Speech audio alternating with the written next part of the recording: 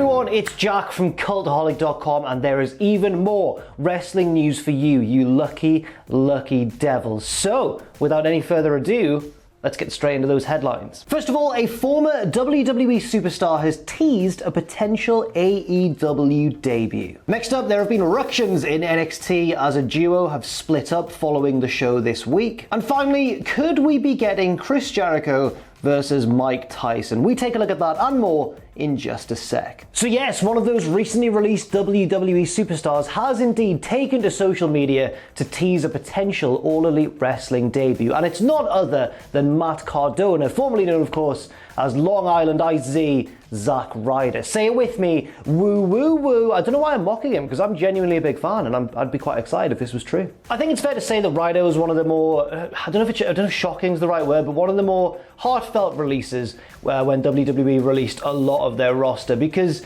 he was the archetypal example of somebody kind of grabbing the brass ring for himself and circumnavigating WWE's usual channels and getting himself over, and really he deserved much more of a reward than what he got because of his inventiveness and how good he was. He just totally did get himself over in the purest sense of the term. He also revolutionized the whole way that wrestlers get themselves over with his YouTube series, and I think that he deserves to be remembered as a bit of a pioneer, so I would love it if this was true. The reason that we're all saying this could be a possibility is because the other night, Matt Cardona went on Twitter and simply said, "Open challenge," and then, you know, the shifty eye emoji. Ooh. This is, of course, surely a reference to the recent revelation that Cody Rhodes will be defending his TNT Championship. He is, of course, the inaugural TNT champion on a weekly basis. It's like John Cena's Open Challenge with the US title. And while that opens up a possibility for Cody to mix it up with various different members of the current AEW roster, we shouldn't forget that it also opens up the possibility of one of his Open Challenge opponents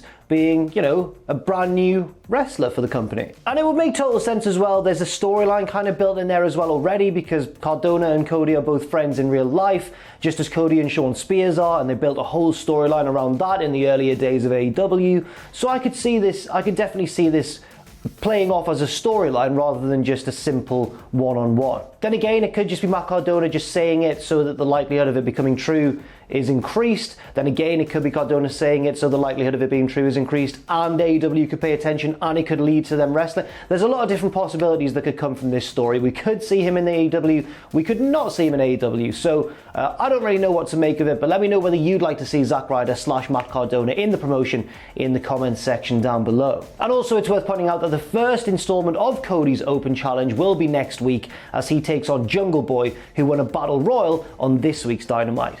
Could be the last Open Challenge as well if Jungle Boy wins, so don't know what to make of that. Next up, Sean Ross Sapp of Fightful is reporting on another of those, well, I guess we're calling them cinematic matches, pre-taped, ambitious matches that have really dominated the conversation in this whole lockdown era. There have been many different examples, from the Boneyard match and the Firefly Funhouse match at WrestleMania 36 to, if we're counting them in the same bracket, to the Stadium Stampede match and the one on NXT between Gargano and Ciampa as well. They all kind of fall under the loose, although the Stadium Stampede one was a bit less cinematic, but they all fall under the same general umbrella term. They were big matches, a lot of scope, a lot of things going on, and all pre-taped, and I suspect took quite a while to put together. In fact, this week Jericho was saying in an interview that the Stadium Stampede match was shot for 12 hours. Various different promotions have gotten in on the idea and put their own little spin on it, but it seems like we might be getting another version from NXT. Sean Ross Sapp claiming that last night apparently they were filming Adam Cole versus Velveteen Dream for the NXT Championship.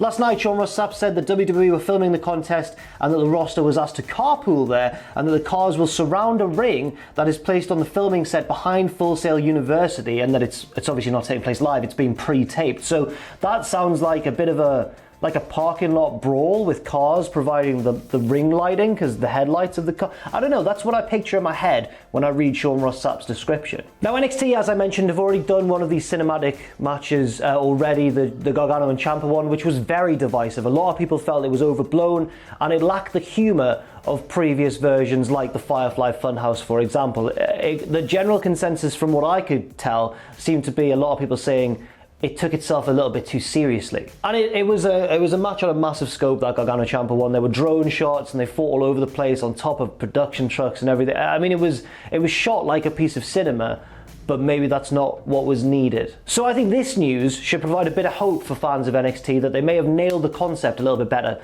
the second time around, because this feels like it's certainly smaller in terms of scale, a ring surrounded by cars, but still unique enough to give it that fresh cinematic feel. I guess it remains to be seen, but one thing it has done is it's certainly got my attention, and I am now quite interested to see what this Cole and Dream rematch is going to look like. And I think there was a stipulation as well. I think the suggestion is that if Dream loses, then he can never challenge for Cole's NXT Championship ever again. So the stakes are even a little bit higher. This match will be shown at NXT TakeOver in your house, which already has quite a few matches confirmed, including Ciampa versus Karrion Kross. And there's one other that I can't quite remember. No, there's a few more on top of that as well that I forgot about too. Of course, there's the Women's Championship match between Charlotte Flair, Rhea Ripley and Io Shirai. There's Finn Balor versus Damian Priest, and there's Keith Lee versus Johnny Gargano for the North American Championship. And that is all set to take place on June 7th. And while we're on the topic of NXT, let's talk about a split that happened on the show. Well, not on the show, that's inaccurate to say. A split that happened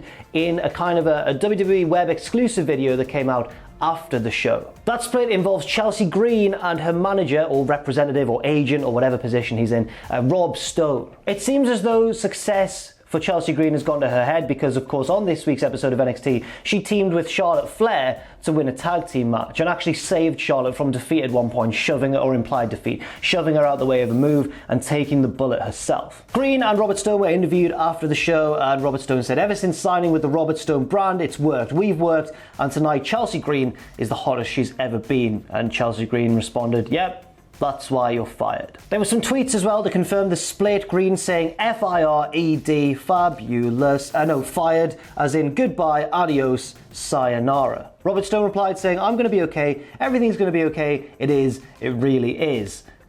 Very convincing. Obviously, we're going to keep a keen eye on this storyline and see what happens to both heading forwards. Will Robert Stone pick up another client, or is this him being written off of NXT TV and put into another role? Who knows? In the case of Chelsea Green, someone that WWE certainly sometimes seem interested in pushing, this could be the start of an alliance with Charlotte Flair, which would raise her stock immeasurably. Now let's cross the divide and go from NXT over to AEW, where Chris Jericho has addressed Jim Cornette's very outspoken criticism of the Stadium Stampede match. Just for fun, let's read what Cornette said first. Now I'm going to have to censor myself here because, this video will be immediately demonetized if we just report what Jim Cornette said verbatim. So, he said, "I will never watch this effing S again." I suggest he will, because that's how he makes money, by giving his views on. Anyway, F all you people. I'm ashamed of Matt Hardy. I'm ashamed of Tony Schiavone. I'm ashamed of Jim Ross for not walking out on this. I'm ashamed of everybody involved in it. And it's the last time I'll be effing watching this horse S. Again, I'll believe it when I see it, Jim. And Tony Khan can take his sports-based presentation, and shove it up his F ass. Oh. They're all effing morons for doing this. I'm disappointed in all of them. I don't want to see them personally again because I'd have to tell them. I don't want to see them professionally again because I don't want to see anybody involved in this ever again. Strong words there from the notoriously outspoken Jim Cornette. Well, Chris Jericho was recently a guest on Busted Open Radio, and he discussed Jim Cornette and more general criticism towards the match. He said, "There's some people that are burying this match. Jim Cornette hated it. If you don't like this match, then you don't have a soul, because this is one of the most entertaining things that you can see. Cornette booked a segment where I put his face in a cake in 1994. This is the 2020 version of sticking somebody's face in a cake. This is the style of wrestling that I love. We have everything in there. If you didn't like that, then you don't like wrestling, because this is what the essence of wrestling is, which is entertainment, but all sides of the coin." He ended by saying, "I was very proud of it, and like I said, it's one of my favorite things I've ever done," which is certainly high praise towards the match from Jericho, considering how expansive and how long his career has been. So certainly strong opinions there on both sides. What did you think of the Stadium Stampede match? Like I said earlier in the video, just pop your opinions down there in the cheeky old comment section down below. But that, of course, is not the only reason Jericho has been in the news recently, because this week on Dynamite, the show ended with himself and Mike Tyson having a big old confrontation. It's like the Attitude Era all over again, boys, except it's not Austin, it's Jericho. Once again, that segment was divisive because a lot of people were like, "It's Mike Tyson, look at the star power, this is a really good idea." Other people were like, "Tyson was a little bit awkward there, a little bit cringeworthy, didn't seem to quite know what he was doing. Like, he tried to rip his shirt off and it didn't work. There was a few little awkward moments in the scuffle. I guess you could argue that it felt organic and real. Speaking to Digital Spy, Jericho said it was amazing. We had such a chaotic night, and I think it was a great way for us to reintroduce Mike and have some insanity on the show. It was totally wild and woolly. It just shows that now, more than ever, I am Mike Tyson as someone who is very buzzworthy. Jericho was then asked if he could get a great wrestling match out of Mike Tyson, which could imply that we might be seeing that in the future. I don't know, but it would, and I don't know if I agree with it. I don't know if it fits with AEW's general mission statement, but again, it would be, you know, a huge deal, a huge match. It would draw a lot of eyes to the product. Jericho says, it's not up to him whether we could have a great match, that's up to me. Of course, he's capable. Wrestling is all shapes and sizes, and there's a lot of different ways to do it. So if he's agreeable to doing something with us, well, then we work to his strengths and eliminate his weaknesses, and that is what wrestling is all about. And that's true, you know, that is how that's how wrestling seems to work. You accentuate the positives and hide the weaknesses, especially when it comes to celebrity matches or matches involving inexperienced people. One of the best examples I can think of is Floyd Mayweather versus The Big Show at WrestleMania, because obviously Mayweather's not a wrestler, but he did an excellent job, and also in the match, they did a really good job of structuring it so that it did hide his shortcomings as a pro wrestler. And finally, let's talk about a little tag team known as FTR, formerly known, of course, in WWE as The Revival. This comes courtesy of Bodyslam.net, who said they spoke to a source within AEW and received news on FTR, and apparently AEW are holding off on FTR's in-ring debut. So Bodyslam.net have reported, saying, after speaking to our source within AEW, we were told that while Cash and Dax are at tonight's Dynamite and Dark tapings, the two are not working any matches. However, they are participating in pre-tapes, so we can expect to see them appear in pre-taped segments and or an interview. Now, on Graded this week, I did say I don't know why AEW aren't going the kind of predictable route and having FTR jump the Young Bucks and just set up an immediate feud between the two. Instead, they saved the Young Bucks from a beatdown at the hands of the Butcher and the Blade. I still have no doubt in my mind that we are going to get the Bucks versus the Revival, or by FTR, excuse me, at some point in the future. But there are various reasons, I guess, why they may be holding off. A lot of people made very good points to me on Twitter and in the comments of that video saying, you know what, it might be better to hold off on this match because there's no crowd, and it's a match that's been built up for years on social media, and it really deserves to have a big live audience of fans. And in hindsight, I do agree with that. I think that's a really, really good point. So maybe it is wise that they haven't gone straight in and just gone straight for the Young Bucks. I think that makes a lot of sense in hindsight. So thank you very much for pointing that out. At the same time, I don't know what they're doing holding off on a debut pretty soon. I guess maybe they want to make sure that FTR's debut is on pay-per-view and therefore has a big appeal and a big mystique around it, rather than just, you know, blowing their debut on a random episode of Dynamite. However, it's really nice to see them in AEW. It's nice to see them wrestling once again, or at least in a wrestling environment. And I'm excited to see what they do next week. So according to this report by Bodyslam.net, we can expect to see more of FTR on future episodes of AEW TV. But at the same time, they won't be making their in-ring debut quite yet. So that's it for this news video. Thank you very much for watching. I've been Jack from Cultaholic.com. My match recommendation for today, I've mentioned it in this video already. It's Floyd Mayweather versus The Big Show at WrestleMania. I think I'm fair in saying it's probably one of the best celebrity matches of all time. Really good stuff. Check it out if you haven't seen it. And stay safe out there. Stay positive, and I'll see you soon.